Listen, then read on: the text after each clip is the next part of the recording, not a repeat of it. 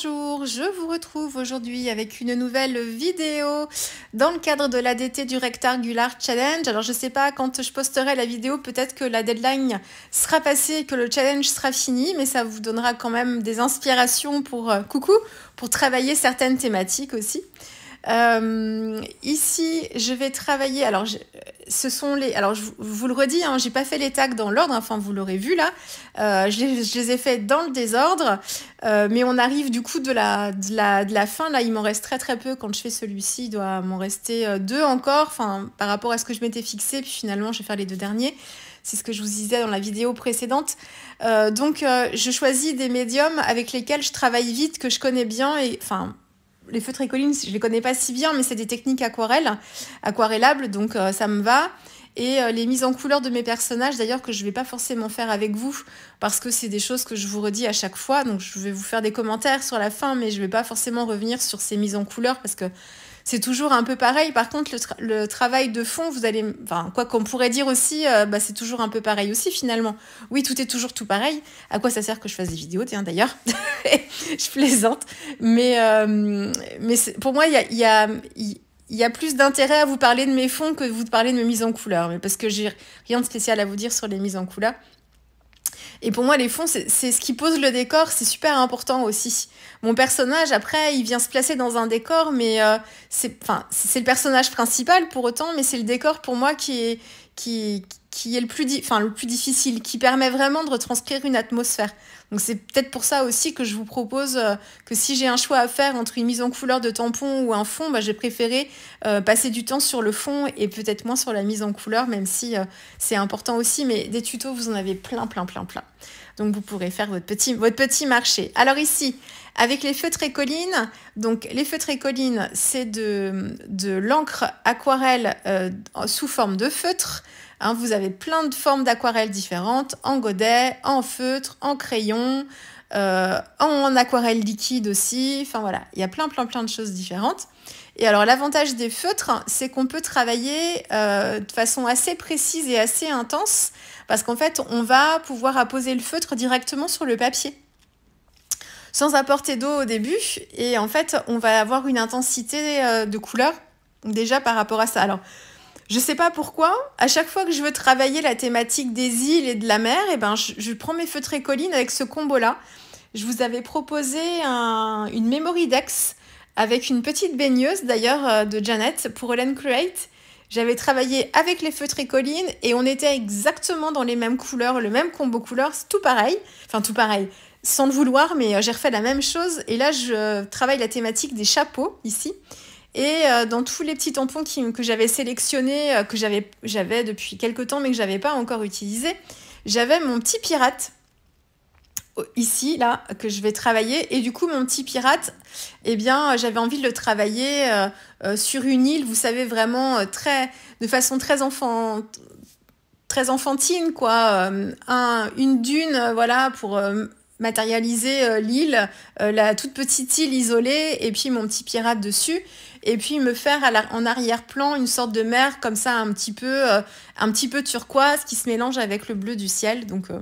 voilà un petit peu ce sur quoi je suis partie. Et donc, voilà, pour travailler cette scène, je me suis dit, tiens, prenons les feutres Écoline. Et j'ai refait, en fait, ce que j'avais déjà fait, mais c'était pas forcément... Je pense que c'était un peu le pilotage automatique, là. Donc, j'ai d'abord crayonné, en fait,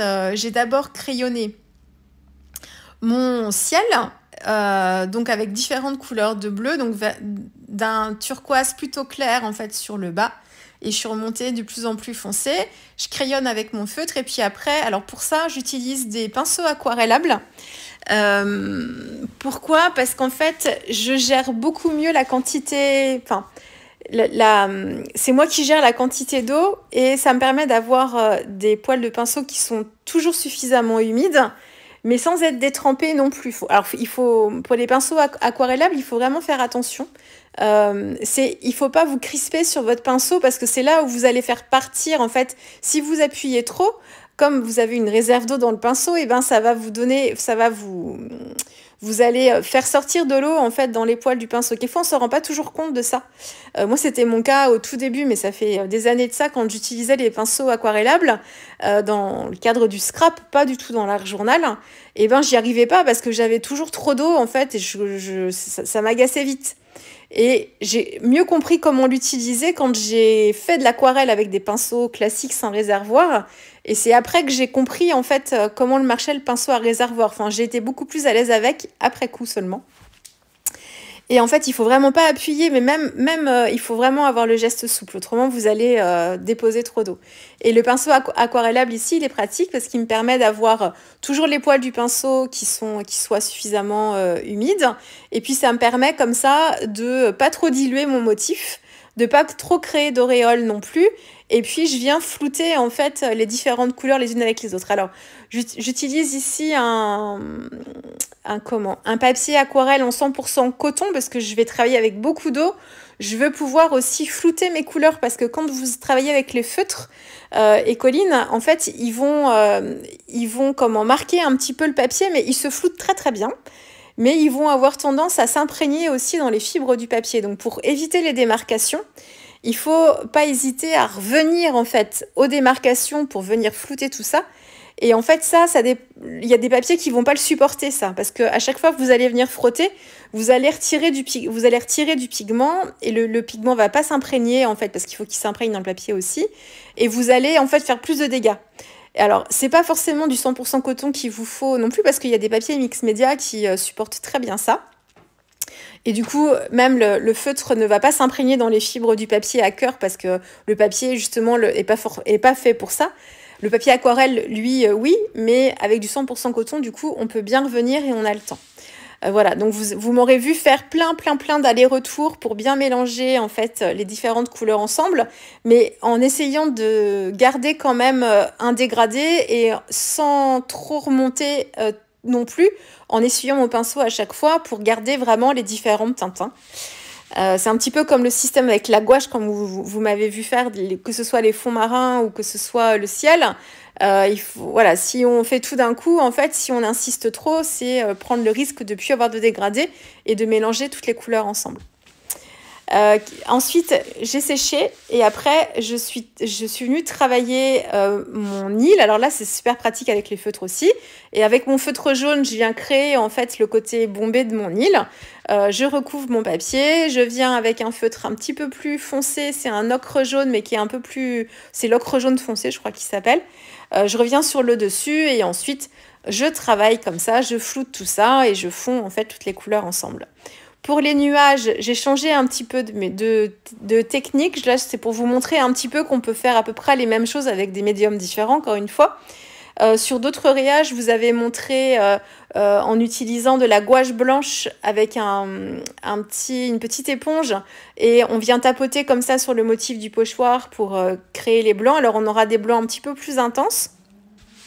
Avec l'acrylique aussi, ça marche. Faut pas hésiter à faire plusieurs couches, c'est-à-dire si vous travaillez avec l'acrylique, ne pas hésiter à faire une couche, à la sécher ou à laisser sécher et à revenir dessus pour intensifier les blancs. Sinon, quand vous faites avec la petite mousse, la style cut and dry ou les petites mousses à maquillage aussi, ça fonctionne bien ça. Vous allez utiliser très peu de matière et il va y avoir une transparence parce que vous aurez peu d'épaisseur en fait. Alors autrement, vous pouvez utiliser de la pâte de texture. La Golden en version light, elle serait très bien pour ça parce qu'elle a un côté très mousseuse. Pour les nuages, elle serait super aussi. C'est autre chose, mais encore une autre méthode. Donc n'hésitez pas à faire plusieurs couches avec l'acrylique, voire la gouache aussi d'ailleurs. Et ici, j'ai utilisé mon crayon de couleur Posca et je suis venue en fait tracer les contours de mon pochoir nuage d'abord et je suis venue remplir avec mon Posca blanc. Moi, j'aime beaucoup mon crayon Posca de couleur, encore une fois, parce que vous avez le crayon Posca acrylique qui est très connu, mais il y a toute une gamme de crayons de couleur aussi. Et le blanc est assez opaque et j'aime beaucoup en fait son effet. Donc là, alors, il est opaque, mais vous voyez quand même que on voit un petit peu, c'est pas un blanc éclatant, quoi. On voit un petit peu la couleur de l'aquarelle en dessous. J'aurais pu intensifier un petit peu plus en revenant avec un Posca, cette fois acrylique liquide blanc, et en tapotant avec le doigt aussi pour intensifier un petit peu les blancs. Je ne l'ai pas fait, ça me convenait bien comme ça. Mais ça aurait pu aussi se faire. Ce que vous m'avez vu faire, vous ferez marche arrière. J'ai fait des gouttes d'eau sur mon tag. Et j'ai laissé les gouttes d'eau toutes seules, sans rien toucher. Et ensuite, pour qu'elle réveille un petit peu l'aquarelle qui était en dessous. Et donc j'ai travaillé ma mise en couleur, voilà. Et ensuite, je suis venue avec un essuie-tout et j'ai tout épongé. Et en fait, ça me donne ça a absorbé en fait le pigment et ça me donne des touches comme des éclaboussures en fait plus claires sur mon fond. Ça c'est pour remplacer un petit peu les gouttes de Posca blanc que je peux faire. Alors on n'a pas le même effet hein, parce que c'est pas du blanc éclatant, mais ça me permet d'avoir des petites éclaboussures comme ça, comme si j'avais un petit peu les embruns, les vagues derrière là, que ça faisait des petites éclaboussures. Donc voilà pour ça. Et puis mon petit pirate est travaillé avec mes aquarelles. J'ai rien de spécial à dire. Je crois que j'ai repris le combo couleur proposé sur le packaging. Là vous me voyez avec un très gros crayon. C'est un gros crayon fluo. Je sais plus la marque. Stadler peut-être, je crois que c'est ça. Je vous en parlerai de ça. Je me suis inscrite à un Patreon de Super Mama des Vosges. Et elle utilise beaucoup le rose fluo, qui est moi une couleur que j'adore. Et en fait, j'ai complété tous mes produits de rose fluo, que ce soit en acrylique, en crayon de couleur, même en plusieurs gammes d'acrylique aussi. Je vous en parlerai de ça un petit peu plus tard. Et du coup, elle utilise notamment ce crayon-là, qui est assez gros, mais moi que j'aime bien rajouter comme ça pour mettre des petites touches. Donc voilà mon petit pirate, il est trop choupinou, je l'adore. Il me fait penser au petit garçon que j'avais utilisé avec ses ballons là pour la thématique de la fête. Et pour moi c'est le même petit garçon qui est invité à une fête d'anniversaire dont la thématique est la piraterie. Voilà, pour moi c'est un peu le même personnage. Mes chiffres, comme d'habitude, vous savez. Ça, c'est le texte l'un des textes du tampon. Et puis voilà, rien d'autre. Je l'ai fait en 1 heure, ce tag, donc top chrono. Donc voilà, sur la fin, j'accélère un petit peu, mais je l'aime beaucoup et il y a beaucoup de lumière et de luminosité. Là, les photos sont bien fidèles. Voilà, je vous laisse avec les dernières photos. Ah oui, j'ai rajouté de la colle Stickles dorée aussi pour avoir un sable pailleté un petit peu, qu'on ait des reflets de lumière. Voilà, c'était la petite touche en plus. Allez, je vous laisse avec la dernière photo. Et on se retrouve très vite avec une prochaine vidéo parce qu'il m'en reste encore quelques-unes sous le coude. Alors à très vite.